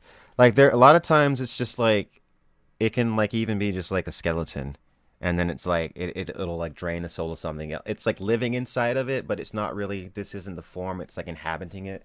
Yeah, I know what you're talking about now. I've seen that in a few places. And yeah, it's like a corpse. Is the name of the soul vessel, he says. Phylactery. Okay, yeah. So yeah, it's totally, yeah. That's in that series, The Last Apprentice. There's a witch called Mother Mole, and she's basically a corpse, but she's still living inside of the body. And yeah, that definitely reminds me of the Undying ones a lot. I definitely think so. Oh, it's like the Horcruxes from Harry Potter too. True. So let me pull this quote about the ring wraiths that my buddy that Blue Tiger sent me, because it's pretty cool. And you're going to see that it is pretty similar to the others. Let's see here. Okay, here it is. So this is on Weathertop. So it says, he shut his eyes and struggled for a while, but resistance became unbearable, and at last he slowly drew out the chain and slipped the ring onto the forefinger of his left hand. Immediately, though everything else remained as before, dim and dark, the shapes became terribly clear. he was able to see beneath their black wrappings. They were 5 tall figures, 2 standing on the lip of the dell, 3 advancing. In their white faces burned keen and merciless eyes. Under their mantles they wore long gray robes. Upon their gray hairs were helms of silver. In their haggard hands were swords of steel. Their eyes fell on him and pierced him, and they rushed towards him. Desperate, he drew his own sword, and it seemed to him that it flickered red, as if it was a firebrand. Hello. 2 of the figures halted. The third was taller than the others. His hair was long and gleaming, and on his helm was a crown. In one hand he held a long sword, and in the other a knife. Both the knife and the hand that held it glowed with a pale light. Sounds like the others. He sprang forward and bore down on Frodo. Now listen to this part. At that moment, Frodo threw himself forward on the ground, and he heard himself crying out, "O Elbereth, Githalanel." At the same time, he struck at the feet of his enemy. A shrill cry rang out in the night. He felt a pain like a dart of poisoned ice pierce his left shoulder. Even as he swooned, he caught, as through a swirling mist, a glimpse of Strider leaping out of the darkness with a flaming brand of wood in either hand. With a last effort, Frodo, dropping his sword, slipped the ring from his finger. And I can't read the rest of it. Okay, so obviously you've got, and again, credit goes to Blue Tiger for this comparison. You can see that before he puts the ring on, they're basically like black shadows, and they remind us a lot of the shadow babies in the way that they look. But then when he sees their actual form in this sort of dream reality that he sees when he puts the ring on, they look more like others. They have pale shadows, and they have a pale light to their weapons, and then their weapon is like poisoned ice. So what do you think of that? I definitely see the connections. I think, okay, I just need to, for people that don't get Lord of the Rings or don't know about it, I'm going to just describe the general idea of what happened. So there was this guy named Sauron, and he created all these rings. He gave rings to all the great civilizations. He gave rings to the elves. He gave rings to the dwarves. He gave rings to the men. 9 kings. 9 mortal kings, right? And it is said in Lord of the Rings that men, above all else, desire power. And it says, one by one, the realms of men fell to the power of his ring. He created another ring, the Master Ring. The one ring that controlled all the other rings. The elves were smart enough to get rid of their rings eventually. The dwarves were not, but the dwarves eventually wised up. Mankind, however, every single king, all 9 of them, fell to the power of the ring. And they became the Nazgul, the servants of Sauron. And they lived forever. They're immortal. They almost took over everything, and then they were defeated. And then several thousands of years later, they come back. And then we get, and it's kind of similar. Right there, that story is similar to the story of the others. And I think that I brought that up before on a live stream. And I think that every time I bring it up, I say, I think I brought that up before. But yeah. Yeah, and I totally see the similarities. I definitely see the parallels in that excerpt you just read with the pale blade and feeling like ice. And I totally see it all over the place. And what's cool is that he's opposing them with a burning red blade. And then when Strider jumps in, he's got firebrands too. So you can see the sort of fire versus ice dichotomy shaping up there too. It's pretty cool. Mm-hmm. Now, let's see, in the chat, which is a little bit off the rails. That's correct, Bernie.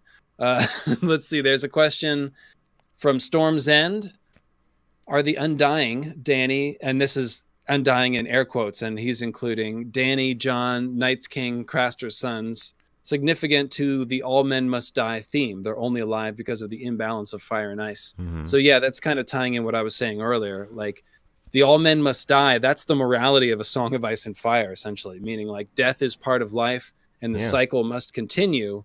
And in order for new life to happen, we have to have death. And so the Undying are an abomination. Thanks everyone for correcting me about Lord of the Rings. Sauron made one ring and then he showed them how to make the rest. Thank you. Just to clarify. So my buddy Blue Tiger is thinking about doing a series comparing Lord of the Rings and A Song of Ice and Fire, but he's like, it's kind of a daunting task because so many people care so much about these 2 series, and everyone's like, very quick to be like, no. So I think he's collecting notes and he's working his way up to it. But I totally get it Because I felt the same way when like starting this whole Dune thing. Like I don't want to piss Uh-huh. off the fans and then be like, oh, this is fucking wrong and stupid. You're getting everything wrong. So I just messed up the whole Lord of the Rings thing. So I don't I don't probably should just keep my mouth shut from now on. But but what I always say to people is like, look, it's you just have to go for it. Like, it's okay to write about Lord of the Rings. You don't have to get everything right. You don't have to cover every fucking angle of it. Like it's works of literature are meant to be interpreted and talked about. And the best sort of service you can do to an author, especially when they're dead, is to continue to talk about their work and keep it Hmm. alive. So you just have to go for it. But Yeah, I'm into whether it's Tolkien. you talking about Dune or Blue Tiger on Lord of the Rings, or me diving into Song of Ice and Fire and trying to come to these conclusions about things, like it's okay to be wrong, and it's fun to talk about. So you got to get it started. Yeah, but yeah, I think yeah, an important point to be made about the Undying one is that they are an abomination. They contradict the natural order, and I think yeah, that makes them bad. That makes them inherently bad. I think they go against the natural order. It's just not right. It's an abomination. It's corruption. And how about Euron completely just like owning the warlocks in Oh so many yeah. ways in that chapter? Oh Oh, my he god. wrecked them. Pyat Pre, legless, chained up in the hold of the ship, just chanting his name over and over again. Jesus Pre, Christ, dude. pre, pre. Yeah. Because it's an interesting device that George uses to bump up Euron, because the warlocks are pretty intimidating and their powers are intimidating. And then you see like, oh yeah, Euron chewed them up and spit them out, drank their wine, cut the guy's legs off, and just chained him up in the hold. Like, damn, Messed okay. up way to die, by the Yeah. way. Like, holy shit. He died in like an hour, if I remember correctly. Like, it chained him and he's like dead, like right after that. Messed up, dude. Really messed those warlocks up. I guess their magic. It didn't work on Euron, I guess. But whatever. So here's another angle to the whole parallel between Shade of the Evening Trees and Weirwoods. Shade of the Evening Trees are obviously associated with evening. So does that mean Weirwoods are associated with morning or dawn or bringing the morning? There's a lot of symbolic sort of correlations between the Weirwoods and the sword Dawn, in my opinion. For example, Dawn's made from a pale stone. The Weirwoods turn into pale stone. And the Weirwoods are connected to stars and other things, as well as dawn. And I don't want to get too off track. You know how I like to do it. But what do you think? What do you think about the whole idea that, again, the shade of the evening trees are connected to the evening? So is there some connection between Weirwoods and, like, say, ending the long night or bringing the dawn? Perhaps. I don't know. Not as far as I can see from here, but I see how people think that. I see the possibility, but I don't know if I actually think that. Because I think the Weirwoods are a version of Lightbringer in the sense that they represent the fire of the gods. Like, the Hmm. fire of the gods can be a meteor falling down to earth, can be a magical flaming sword, or I think it can also be a burning tree. Like, so in George, like, he apes the burning bush Moses story in the Ironborn myth of the Grey King, stealing fire from the storm god when the storm god was tricked into setting a tree afire with his thunderbolt. Hmm. But that burning tree that represents the fire of the gods, I think that's just a metaphor for the Weirwoods, because the Weirwood leaves that are usually described as bloody hands are also described as a blaze of flame. And obviously, the Weirwoods represent literally the power for man to become a god, represents the bringing of divine knowledge to mankind. Hmm. So in that Lucifer. sense, there's a correlation between Lightbringer and the Weirwoods. So to me, it makes a lot of sense that they could be tied to ending the long night and bringing the dawn, or winning the war for the dawn. But I don't know how exactly that works yet, or at least you'll have to listen to my podcast to hear my ideas about how that works. The Tolkien fans are schooling me some more on Lord of the Rings. They're saying See, they're this is what you saying get. they're This is what you saying get. the Nazguls were not kings. They were great men of stature, warrior, sorcerers. The Witch King was a king, right? Oh, Only the one. he Yeah. later became the king of Angmar, and then he gets taken down, and then they're all brought back later. Okay, cool. I know, Thank whatever. you. Thank you. I'm not a Tolkien expert. This is why my channel isn't called Ideas of Lord of Rings. So, Yeah, but the point is, there's a lot of, if you go and read the Lord of the Rings and especially the Silmarillion, and then think about A Song of Ice and Fire. There's a lot. I mean, there's meteor swords, there's magic white trees, there's all kinds of stuff. Yeah, it's clear that George R. Martin was very inspired from Tolkien, and who wasn't? What fantasy writer wasn't inspired from And the Tolkien? the ring wraiths come from Minas Ithil, which used to be the city of the moon. And then when it was darkened into Minas Morgul, it's basically very similar to my whole idea about the moon darkening, where the moon was turned into black stone, and that brought on the long night. I think he got that idea from Tolkien, in the sense that the ring wraiths come from this darkened moon city. So I thought that was pretty cool. That's another blue tiger catch. Speaking of Lord of the Rings, man, Kate Blanchett that plays Galadriel in Lord of the Rings, I just saw her in Thor, and like, holy shit, that was awesome. I just wanted to say that. I knew it. She's fucking badass, man. Kicked Thor's ass. It's totally rooting for the villain in that movie. Whatever. Sorry. That's very off track, but whatever. Kate Blanchett? No. So the Undying, House of the Undying, is there one of the most annoying parts in here is the three treasons, because everybody's betraying everyone and lying to everyone in this whole story. How did I skip over that? It's very hard to isolate what those are, but what do you have to say about that? The three treasons will you know, once for love, once for gold, and... Wait, where are they? You better pull it. I had them pulled up, I did. I don't even know how I missed that. Oh, I just didn't scroll. Oh no, you were in a hurry. You were like in some sort of rush to get the room real quick. Dang it, I know I had that written down. Three treasons. I can pull I got it. I got it. I went right over this. Okay. 3 fires must you light, once for life, once for death, one to love. 3 mounts must you ride, one to bed, and one to dread, and one to love. 3 treasons will you know, once for blood, once for gold, and once for love. All right. I think that Jorah is one of the treasons. Which treason is he? Cannot say. I think that Darrow could potentially be one. Brown Ben could be the one for gold. Yeah. The thing is, like, Jorah doesn't actually betray Dany. I mean, Jorah was working for the crown before he met Dany.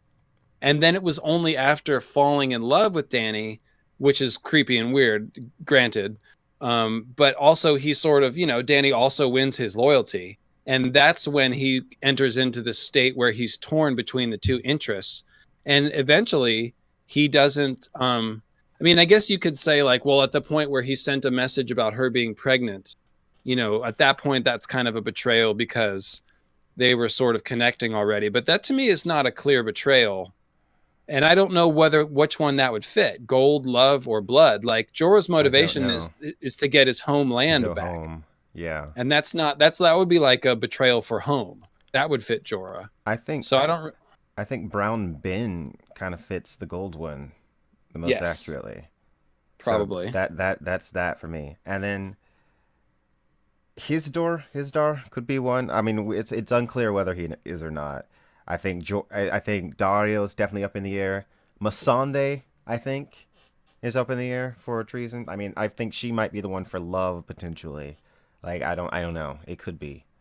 That's why I was saying I hate this one. It's just completely ambiguous and subjective, and it's really hard to pin it down. There's so many options. Like, I mean, anybody can betray somebody. I mean, it really can. You never really know what people are thinking and what they're really thinking. So, it could be any of them. And then there are, of course, the fires that she must light. 3 fires. Once for life, which was the dragons being born. Drogo's pyre. 1 for death, which I think will be similar to the scene in the show where she sets the cows on fire and the crones bow before her beneath the Mother of Mountains, which is another prophecy that she sees in the House of the Undying. I think the 1 for death will be something like that, her killing off the cows or the previous leaders of the Dothraki, and then on top of that, fulfilling the prophecy and uniting the cows under one ruler. I do see that happening in the books as well as the show. I think that's one of the things that carries over.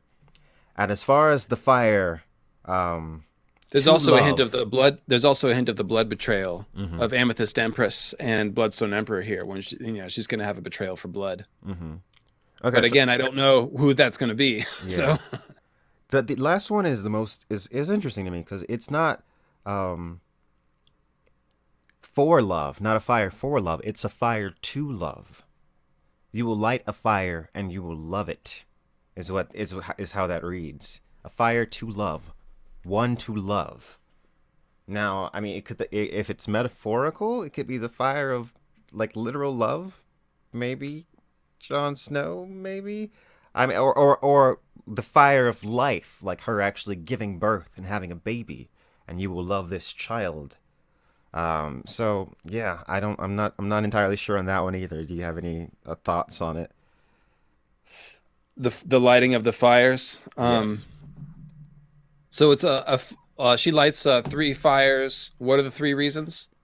Um, once for life, once for death, and one to love. So lighting a fire for life would be when she woke the dragons. Agreed. Lighting a fire for death would be I thought that it would probably be similar to the fire for death in the show is when she kills the cows because that's also part yeah. of the prophecy where the crones bow beneath the mother of mountains. That's what I was going to say too. Whatever she's about to do Hmm. in the Dothraki Sea, and life, death, and fire for love. To love. Fire So to love. so Hmm. I was thinking that it could be like literally the fire of life and that she'll birth a child and she'll love the child. It's a fire to love. You will love this. You'll love this It could child. be. Jonathan Kind says the third fire could be the sacrifice. See, I was looking for clues about self-sacrifice because I think all the heroes have to self-sacrifice in the story in some way, Hmm. and Danny's could be very literal. Um, John Hungerton has a question above. Where is it, John?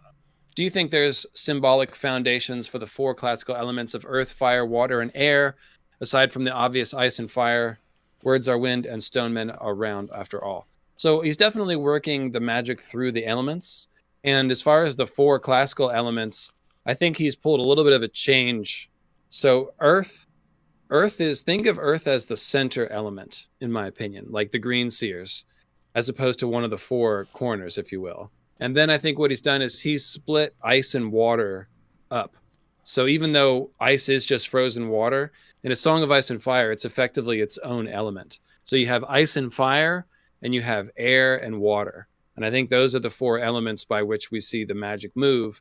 And the earth is kind of like the grounding center of those four. But this is just like us using our rational minds to impose a schema on what George is doing. It's really hard to say because fire is also kind of a central element because we also see fire in the ice realm. We see fire underwater and we see fire combined with air.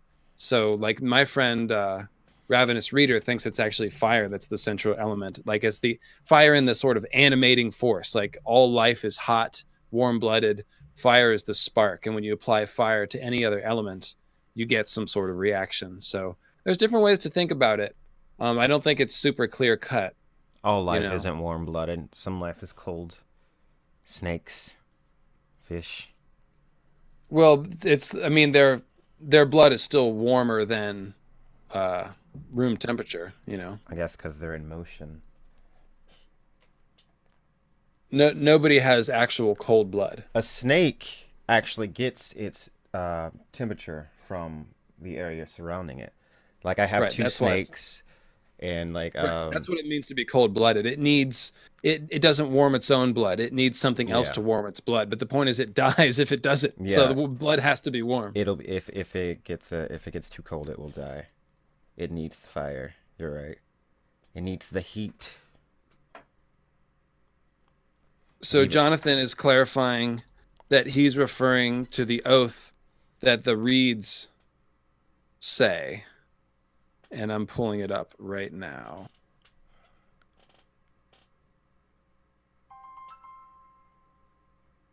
It says, "I swear by bronze and iron," his sister said.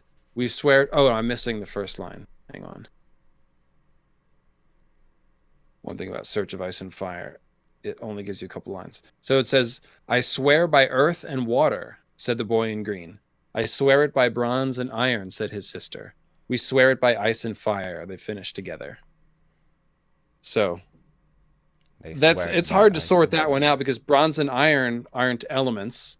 Earth and water, ice and fire are, but air is left out. So I think this is like the kind of, it makes sense for the Cranogmen because earth and water are kind of their two elements. That's what they can breathe mud, and that's essentially what swamps are, is a combination of earth and water. So this might be a Cranogman Yeah, particular I just think it's oath. a weird pledge that they have, and then George R. R. Martin like wanted to slip the title of the series in, so everyone gets chills for a little bit. Yeah, ice and fire is obviously the most important dichotomy, Hmm. so that's It's a safe to song of say. ice and fire. It is the song of ice and fire, and I always say, song of life and death, song of day and night, song of winter and summer. It's all of those things. That's what ice and fire is. You know, I think that it's that more than anything is the key. I mean, we can talk about other elements and stuff like that, but I think always at the center of this will be the ultimate conflict of ice and fire, the ongoing struggle maintaining balance. You know, that's the main thing.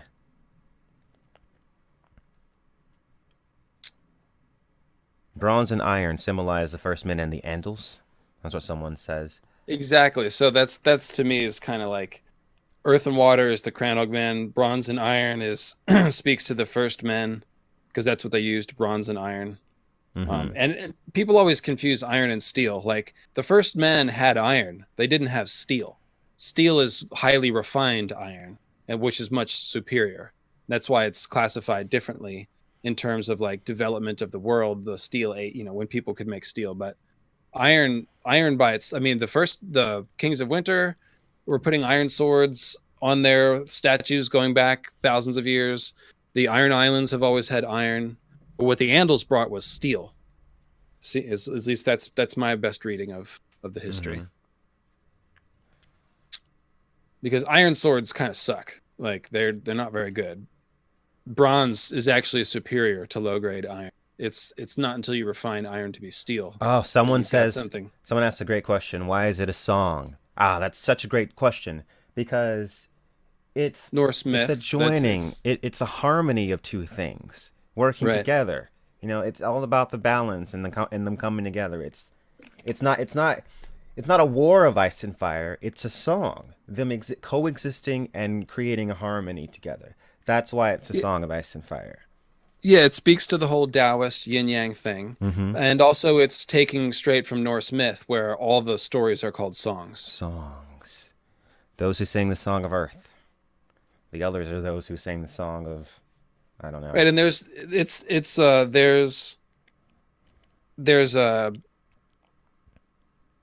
Martin compares battle and music or battle to dancing all the time.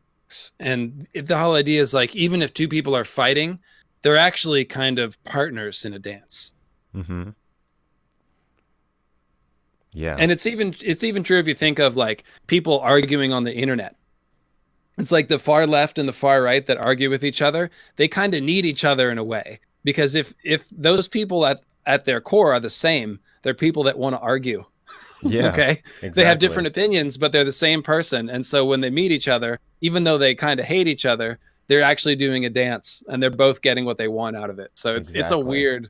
weird dynamic. I've thought about that a few times. And some people are saying that songs also are just history. Yeah, and like songs it's a story. Like it's a story. Like people will sing songs of this event. Like 1,000 years into the future, they'll sing about the song of ice and fire or something. Yeah, I get why you can view it like that too. That's the Norse myth thing. Song is like means saga, and Saga. right. So Oh God, I'm reading a comic called Saga right now, but we're not going to talk about that. It's really fucking good. Well, and also the Lords of the Rings people are piping up that the creation of the world in Lord of the Rings was done through song, and that ah, is Silmarillion. It's pretty cool mm-hmm. stuff. They sung the world into existence. So I got to do some more Lord of the Rings stuff. I mean, there's a good channel that does Lord of the Rings stuff that I'm subscribed to, but oh, I forget the name of it though. But yeah, guys, we're gonna take a few more questions, but then we're gonna have to wrap things up. But LML and I, as well as Tony Teflon, will be on Gray Area's channel Sometime in the next few days. We're actually recording it tonight, but it'll be on that channel later on, and I'll let you guys know about when it goes up on Twitter. So check out Gray Area too. Yeah, but we're gonna take a few more questions about the House of the Undying, or just general Yeah, Song so of Ice and let's. Fire. Yeah, I was about to say, if you've got any more questions about the Undying, then pop them out. Yes, yes, yes.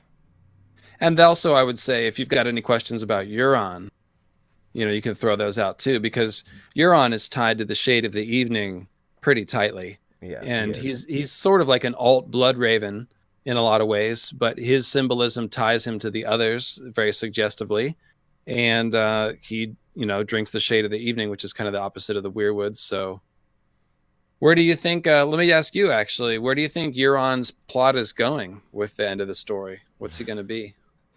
I think that he'll be the last big threat before they actually have to deal with the others.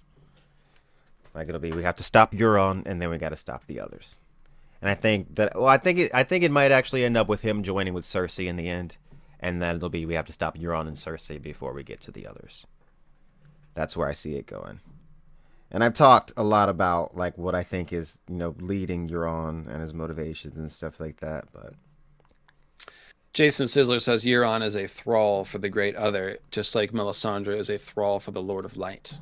well, I do think something similar. Like a lot, I've theorized that Euron being a thrall for something, but yeah, I have tons of videos on that. You can check out "They Who Move the Pieces," which is a video that I did, and Euron's in it. It's on the A Song of Ice and Fire Theories playlist on my channel. Do you think Bloodraven drank Shade of the Evening? Bloodraven drank werewood paste. I think that's like his alternative to it.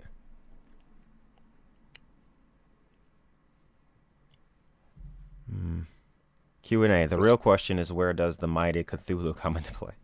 I don't think Cthulhu literally exists in A Song of Ice and Fire. There's just references to the mythos that he is from.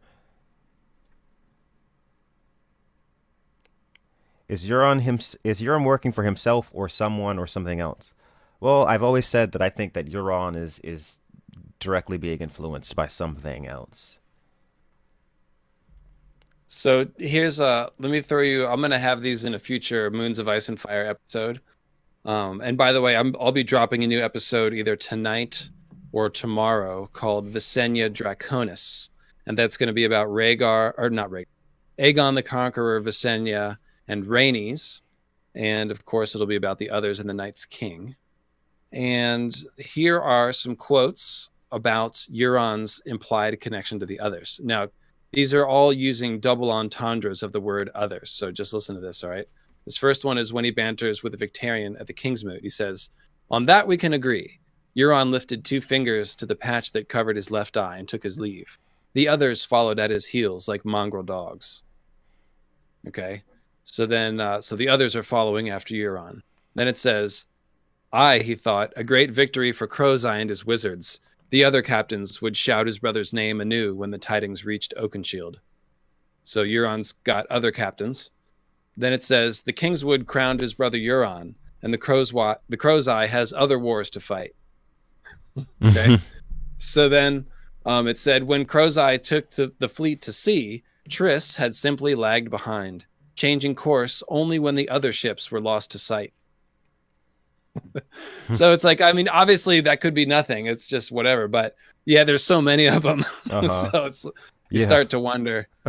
And then there's another one with, it doesn't have Euron, but it's got Aeron. And he's talking about the Ironborn. And so check this one out. This is really great. He's talking to the Spar, who's one of those Ironborn that lives on the land. He's uncomfortable with the drowned prophet and all his people. And so this is the Spar talking, and he says, "Such tidings as we bear are for your ears alone, Damphair," the Spar said. "These are not matters I would speak here before these others." And then Damphair says, "These others are my drowned men, God's servants, just as I am. I have no secrets from them, nor from our God, beside whose holy sea I stand." So these he says it twice. It's like, here before these others. And he said, these others are my drowned men. And the drowned men, there's comparisons you could make to the others, because the others are frozen water, so that you can see that they come from the sea. And others' voice is like a ice on a pond cracking. So there's some comparisons there. Mm-hmm. Well, if you've enjoyed this podcast so far, feel free to leave a like. You're not free. I'm forcing you. Do it now. No, I'm kidding. You can do it if you want, if you enjoyed it. But like I always say, check me out on Patreon for exclusive content. Check out LML, his website, and his YouTube channel. Follow me on social media. All links are on the screen and in the description. Ideas of Ice and Fire all over the place. LML, you got an outro you want to give? No, I already said everything. I got a new podcast coming out, lucifermeanslightbringer.com. And YouTube channel is Lucifer Means Lightbringer also. So I'm pretty easy to find. Yep. So that has been the House of the Undying. Peace out, guys. Bye-bye. Talk to you guys later.